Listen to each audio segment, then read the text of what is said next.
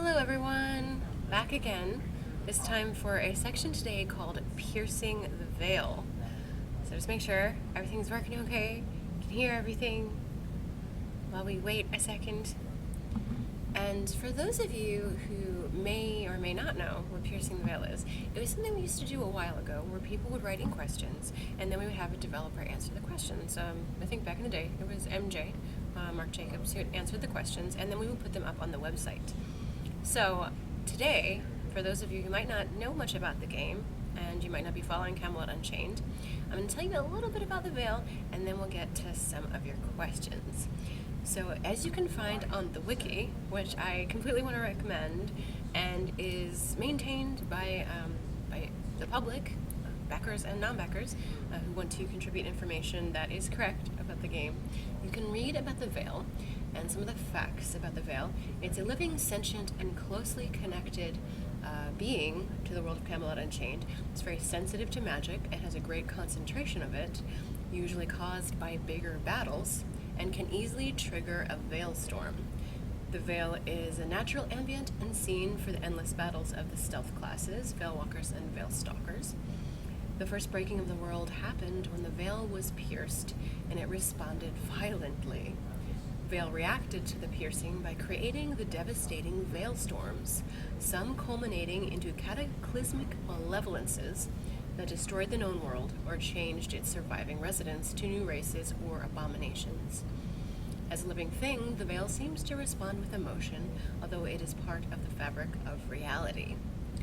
So, the veil is a living thing, and that is why we call this piercing the veil, and because it's a fun play on words for the veil that covers things up and giving you information. So, a little backstory for you there. Alright, now, if you would like to contribute to Piercing the Veil, because we'll be doing this again, you can go to the forums, to this thread, which is called Piercing the Veil, ironically enough. And there's another thread there called Tea with Genesee Questions, so I would certainly appreciate if you would like to ask some questions for the tea time, so we can cover those as well. Those kind of questions should not be design-related questions. I can give you answers to design-related issues, but I'm just going to be telling you the things we've already publicly said. And it's better served for you to just wait and ask those questions when we have Ben on, when we have Tyler on, or Mark on, or somebody that can give you maybe something new. So, yeah, the link won't work if you are not a backer. The forums are closed to backers only. So otherwise, you can click on it and nothing will happen. Alright, so to get to the questions now, we have one from Guinness.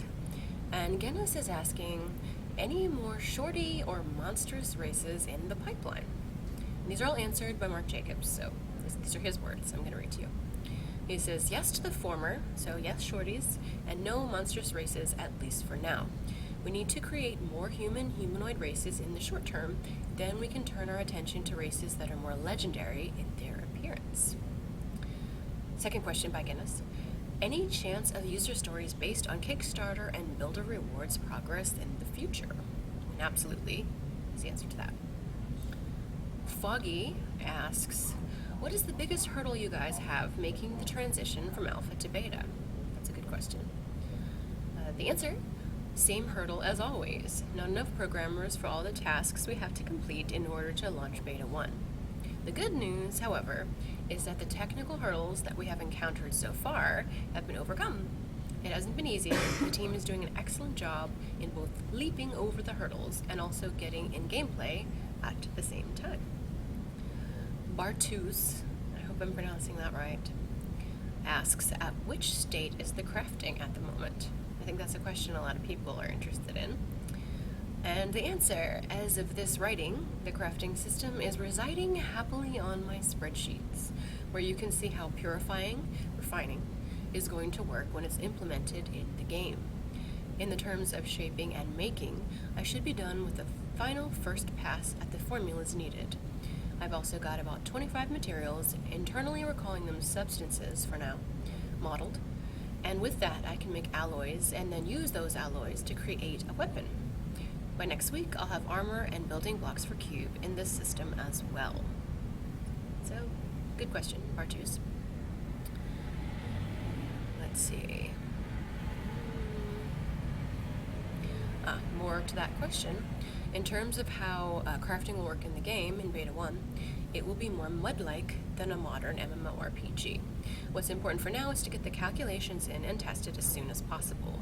The UI is important for when the game goes live, but for beta, not so much. Being able to have a ton of eager backers playing with the system and making crazy combinations of materials was our goal for Beta 1. So, information on crafting, that should make some of you happy. And here's one from Medic. Is being interested in the type of game that CU will be a factor when you consider when hiring programmers and artists? Would you hire a dev who didn't like RVR, PvP, and MMOs, or even didn't play MMOs? Yes, and yes. So you should be interested, and we would hire those who didn't like them. Having MMO experience as either a player or developer certainly gives a prospective candidate an edge, but it's not definitive in our hiring decision. Yes, I am channeling MJ. I'm channeling him. Yes and no. Yes and no. Kidding. Okay. Theospear asks, will there be the ability to play in-game songs eventually like Lord of the Rings Online? That was a great system, right? I'd love to say we'll have something equally great, but we'll just have to see how it works out. And Theospear also asks a follow-up question. What other lore-related writings are being worked on? And I will really channel MJ, and I'll say, that would be telling. Okay. Oakblade asks, how do we get into friendly structures, porting or doors? Something we kind of covered a little bit in the Q&A yesterday with MJ in the afternoon, which is now on YouTube, if you haven't seen it. But the answers are doors, catapults, cannons, superhuman strength, or just try knocking. Okay. Dreama, or perhaps pronounced drama, will we be able to make traps in the buildings? I was wondering if we could make traps such as false floors, doors that lock once the enemies walk in, poison darts, or many other ideas available for such traps. Yes, is the answer. As part of our crafting system, we want our crafters to be able to create traps like the ones you mentioned. We want them to be able to work in structures, including the depths. Slams has a question, and he asks, and he says, one interesting thing Eve does is the concept of implants. They are things you plug into your character for different bonuses. They can be quite expensive, and when you're killed, as in dead, you lose them. The bonuses are fairly small, given the cost, but sometimes it's that little bonus that keeps you alive or lets you do something you otherwise couldn't. If you plan to die a lot, you don't use implants at all. They will always be tempting you to plug one in and take the bonus along with the risk. I was wondering if Camelot Unchained could have something similar. It would be a part of the death penalty, and perhaps a part of the bounty system. And the answer is, we have a soul shard system that's intended to have some of that functionality for our players. No matter what, we need to always keep our horizontal progression system in mind. If souls implants add a significant advantage to players who use them, we have to make sure that that advantage doesn't break one of our core systems. Gypsy Dancer asks, are Mother Nature and the Veil deadly? Which of these hazards might cause death? I think there's a couple forum threads about this topic. So this will be happy for you guys that have been debating it. And the answer is yes, both are dangerous and unpredictable. Keep in mind that the Veil Storms are not inherently evil or good. They can bestow great powers and abilities. They can also transform people into abominations or simply kill them. More about their nature will be revealed over time. Ludwig is asking, besides carts and storerooms, it will be useful to have equipment stashes in the open world, as in X marks the spot. Given the travel times, I was thinking archers might want to bury a bundle of arrows in the open field wrapped in a waterproof skin. Crafters might hit a pay streak deep in enemy territory and want to bury a backpack of nuggets and return to the mine while the coast is clear. The mound left by the stash could be disguised with the player's camouflage skill. Leaving equipment and materials in the open world is done at the player's own risk, from both friend and foe, and role players might want to bury treasure and create offline treasure maps and clues, which would be player content for the win. Is this going to be possible? Okay, so MJ answers, could it be possible? Yes. We already have item persistence even when the item is dropped into the world, unlike many or most MMORPGs. So being able to add a camouflaged item to the world is absolutely possible. Now, so much talking today, excuse me. Now, it would have to come with some limits, maximum number of hidden caches, etc., but I'd love to see this type of system added to the game at some point. Hemlock Reaper asks, will there be player-created books for players to create stories, price lists for shops, and any other creative things we can imagine? Number of questions about this on the forum, so you guys probably really want to know. And the answer is, this is the sort of thing I'd love to do, but does require oversight from our end, especially for things like stories. On the other hand, something like price lists for shops wouldn't require oversight, and that can be easily done. Krakatu Crazy Crafter asks, Camelot Unchained is supposed to be RVR, PvP, and it goes without saying, crafting. There's a big love sign there. Yay. But how is CSE planning ahead using metrics from the game when it comes to the fun factor? In the answer, if I/we could come up with a truly reliable way to measure the fun factor, I'd bottle it, get some VC, and IPO the company. That's something that so many mobile companies are struggling with, some are doing it well, in trying to figure out how best to monetize their players. So is it possible to use metrics to do that? It is possible, but it's far from infallible, especially with a game like ours. For now, we will focus on metrics on things like time to kill, time played, and abilities used, etc. No, you can't metric fun factor. Okay, this one's gonna be hard for me. Kridima? Perhaps I'm saying that right. It looks like a Celtic name. We'll try. Okay, are there going to be seasonal or unique events, creatures, occurrences in the game world? I always dream of an MMO that features the functionality of something like a Neverwinter Nights server, where dungeon masters can spawn players and monsters, placeables, and control creatures to breathe life into the world. Yes, absolutely. That needs to be part of our game, even if we aren't making a PvE game. The use of the seasons, storms, etc. are part of the vision I have for this game. So seasonal events, creatures, occurrences. Yay! Okay, Latween with a very practical question. Will there be vertical ladders to save space over stairs and ramps in towers? Yes. Yes, there will be. And more from Latween. Will there be interior doors that can be smashed in by individual character abilities rather than just gatehouse doors that require siege equipment? Yes. And if there are interior doors, which now we know there are, will they have permissions so we can allow our friends or a specific group of friends to pass through them, but not just anybody in our realm? Or will it be keys? Will they be invulnerable to realmmates unless they have building permission for that plot? Yes to all. And Latween continues on with a UI question. Currently, the paper doll in the targeting box is facing away from the player, i.e. the target's right arm is on the right side. Will that be standard for launch, or is it possible the paper doll will flip and face the player at some point? The paper doll you're seeing now is just a placeholder for the game build. And a lighting question, the last one from Latween, who has a lot of questions today.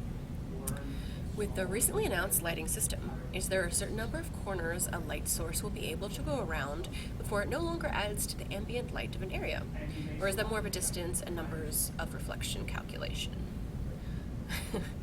The answer is, we'll let you know once the system is implemented. Foggy? Yeah, hopefully afterwards I can give you a transcript so you can translate this into other languages and use it on the wiki. But I'll ask permission, but I'm pretty sure that's fine. Okay. Spike Druid. How has your satisfaction with engine performance changed your thoughts on server size and on server locations? MG answers, it hasn't. We are moving along the same way we've planned from the beginning. Okay. Urana has a question about Veilstorms. Reading about the Veil Storms, Storm Riders, etc. reminds me heavily about the Stormlight Archives by Brandon Sanderson. Is that a coincidence, or did you get some inspiration there? MJ says, we've talked about that before, but in all honesty, I'm not that familiar with his work. However, one of my influences was and is the science fiction author Jack Chalker. Chalker loved the use of power and magic in a hugely transformative way. Okay. Follow-up question. I enjoy being a trader in MMOs a lot. I understand that there will not be an auction house in the game for reasons I agree with wholeheartedly. But will there be a niche for players who like to haggle and barter with other players? For example, buying resources with some semi-automated way, like in Lineage 2, putting a dedicated budget in a player shop where other players can sell materials, maybe for a set price. And the answer to that is maybe. We're gonna wait a second, everyone's coming in for lunch. All the lunching.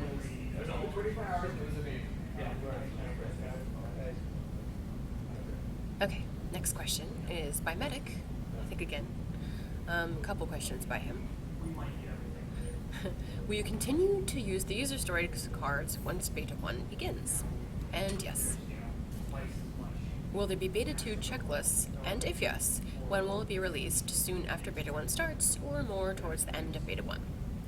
The answer is yes, there will be a checklist, although I don't know when it will be released. Okay. Yeah, taco places.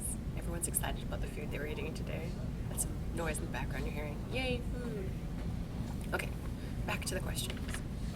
Velik asks, what can we expect for the Beta 1 map? Will it be similar to the existing map, or totally different? Of similar, smaller, or larger size? And what type of objectives and other things will we have on it? The answer is, the maps for the opening of Beta 1 will be different sizes, with safe islands for building plots, and then a main island that is for RVR. The safe islands will allow our backers to really play around with the building system in an MMORPG setting without worrying about their places being torn down overnight. This will encourage more building and more stress on our systems, which is a good thing at this point. Okay, next question by Francis Courant. Been pretty active lately during the stream. Very excited about that. Thanks very much, Francis. And they ask, what kind of fauna can be found in Camelot Unchained? Monsters, animals, insects? Will it be neutral or aggressive? And the answer is, time will tell. We know we need to have enough flora and fauna. I'm sorry, I can't stop thinking about Sleeping Beauty when I hear that. We know we have to have enough flora and fauna to make the world feel more alive, as well for crafting purposes. How much we go beyond that will depend on both stretch goals and our ability to hire enough programmers to add any additional required functionality. And a follow-up question from Francis Courant. How often do you expect large battles, let's say at least 100 versus 100, to happen on a single server, on a daily basis, weekly, or monthly? And MJ answers, daily, I hope. How will transport between islands work? Boats, dragons, can we swim? Is there a loading screen while moving from one island to another? The answer? There will certainly be a loading screen in Beta 1. Swimming between islands may be possible in the future. Our plan for launch is to have the islands accessible via boats and other modes of transportation while in a seamless world. And more about that, will players be able to build bridges over rivers? Or will there be existing bridges on the map? And yes to both of those. So you can build bridges over rivers, and there will also be existing bridges. Question about the depths. What makes the depths unique compared to more traditional PvE dungeons? And a full answer would be too long for Piercing the Veil, says MJ. But the too long to not read version would be because it will have more in common with H.R. Geiger and H.P. Lovecraft than J.R.R. Tolkien. And it's interesting how all three of these authors have names with their first and middle names abbreviated. Also, the fact that the depths is an RVR dungeon makes it pretty different as well. So many questions. So many questions here by Francis. How long is the day-night cycle? Does the night last as long as the day? And will we see these beautiful things? The answer is all is to be determined. We certainly want to see beautiful sunrises and sunsets, though, especially over the oceans, which are kind of pretty right now in the game, actually. Okay, Treason asks, yo, we haven't had a music or sound effect update in a while. How's that going? And the answer is it's going great, actually. And follow-up question, will the night sky be filled with stars? Yes, we want to do a lot more than that, what we're currently doing, and you can expect lots of changes there. And question from Sky Tuatha De Danan says, seems kind of obvious, but what will beta actually entail? Will the servers be up on a daily basis, or will it be more like scheduled events every Friday, etc.? The answer is, the server will be up more in Beta 1 than they were in Alpha, but not on a daily basis. This is still an old school beta, so... Okay, further questions. If I'm correct, Camelot Unchained revolves around the idea of a persistent war between the three realms. In the lore, there's mention of a city that the three realms attempted to build together. Is it possible that some kind of cooperation between realms happens, let's say to build something together, or try to achieve peace temporarily, whether it's an intended feature of the game, or an event that happens unexpectedly? And the answer is, anything is possible. Okay, did the Kings of the Realm have other roles besides managing rewards and resource allocation? Can we see them in-game as NPCs? Yes, they do have other roles, and maybe you can see them. Are there any mechanics planned to prevent stagnation, which is defined as decreasing population, stale territory control, etc., when a server gets older? And absolutely, the answer is absolutely. We've been talked about it during the Kickstarter. The Veil Storms can have an interesting effect on the world, too.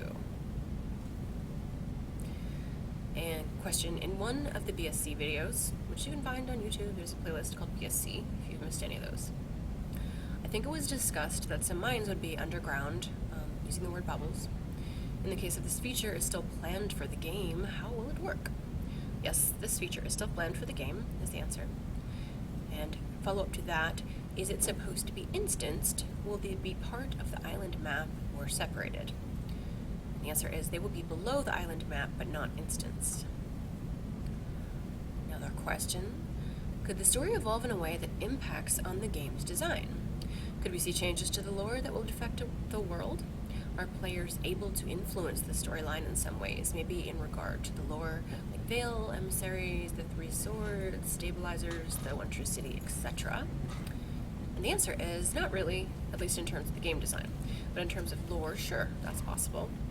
On the other hand, since you folks are actually deciding through your actions how the islands move, well, that certainly makes the world evolve. Okay, getting toward the end here. Question from Medic. Now that the places of power will be in testing, can you tell us more about what purpose they will serve in RVR? What is the benefit to the realm and to me if we control a place of power? What actions we need to take and wrest control of one of them from another realm? And the answer is no, not yet, other than what we've already talked about before and during the Kickstarter.